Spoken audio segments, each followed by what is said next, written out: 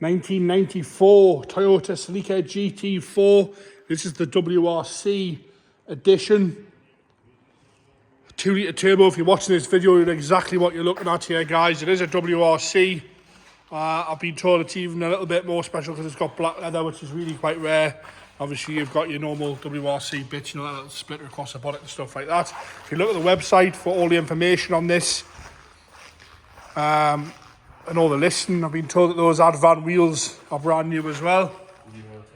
With Uniroll tyres all round. Right, bodywork wise, we're going to start off on the bonnet, work our way around. But like I say, GT4 WRC edition. Bodywork wise, with it being black, you're going to get some stone chips and a few marks here and there on the paintwork, which we have got on the bonnet of this one. And with some bits and pieces, like I say, with it being black, you're going to notice them a lot more. So we've got a little bit of few stone chips down here that have bubbled up a little bit. As we come down on the bumper, it's all pretty good on the corners. A little bit of paint flake on that lower valance. All the headlights are nice and clear. Front split is good. A few little marks on the splitter. Like I say, a little bit of paint flake on the side, but the corners themselves, the actual bumper, apart from a few stone chips, is pretty good. In nice condition. You're not going to buy a car like this and just put it around in it, are you? So you're going to expect these sort of marks. All the vents are nice. Around the vents are good. Around the bonnet, and like I say, you've got that little rear spoiler there at the back of the bonnet, which is part of the WRC kit. Around the windscreen's all pretty good. Around the top of there, see the seals lifted slightly off the corner here. Windscreen itself looks all good. As we come down on the driver's wing, all nice and straight down there. A few stone chips again in the paint. A good polish would sort most of that out, I would like to think. But, you know, you've got no corrosion there on that wing. Like I say, wheels are new. With they're like a hydro dip with a little pattern on them there. With those Uniroll tyres. Nice and straight down the driver's side. We'll come along this side skirt here. Paint a little bit flat in places on that. A little bit of a scuff there, but it's nice and tight against the bodywork, which you can see. We'll come up the driver's door. Again, a few little stone chips, but nice and straight along the driver's door. Seals lifted a little bit there. Nice and tidy on there. Onto the rear arch now. Again, lovely condition. No corrosion I can see coming through on there. We'll go on the inside lip. Bit of dodgy camera work. You can have a look at the inside lip there. If you can see that. You can see the reflection there. It's nice and shiny. Nice and usable, this one, and a pretty rare car these days. As we come down the driver's side, we'll go down the seams here. You can see the shine in it, you can see the reflection in it. You know, we've got some modifications on exhaust and bits and pieces like that. All the light lenses are all nice and clear, nice and clean. That bumper corner is all good, even across the top of the bumper is all nice and straight.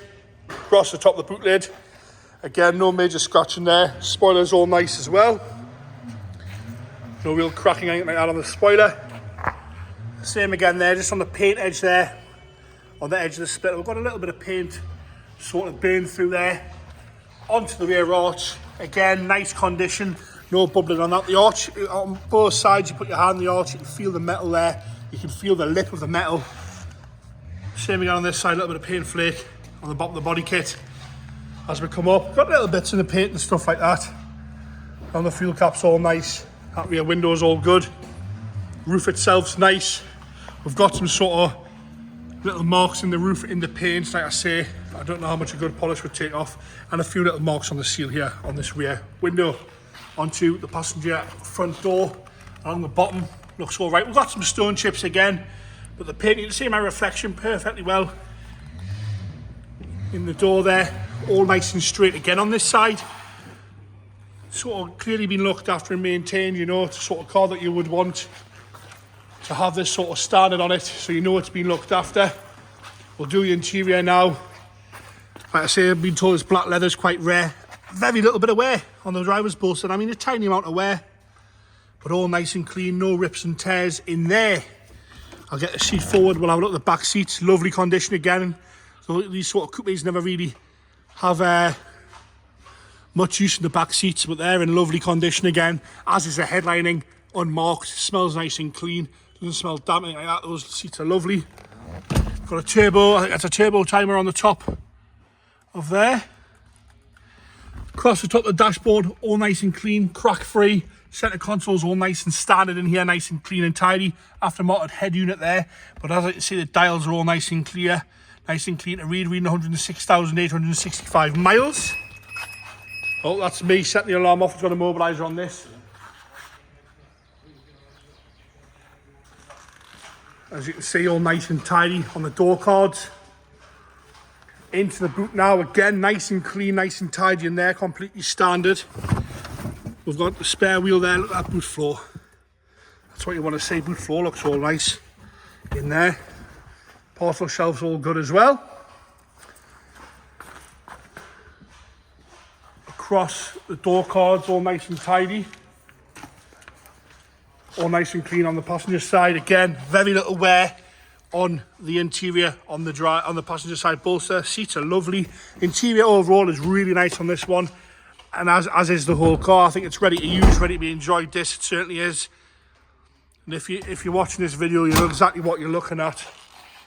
With it being a WRC, we'll get it started up for you here. It has got an immobiliser on it, so bear with us if you can hear it going off there. The alarm definitely works. Bear with us 2 seconds now. Fired straight up there. No issues with that. No unwanted noises coming from there. No smoke out the exhaust, which we will go around. The car is cold, so we're not going to start revving it. But that's really nice and tidy. No unwanted noises there. We'll give it a tiny little bit of a rev just so you can see the exhaust. That's all it needs to be. You can see there's no smoke, no water, nothing nasty coming out of there. All good in there. And there you have it, the Toyota Celica GT4 WRC edition. Like I say, check the website for the full list. Any further information we're going to help you with, just give us a ring.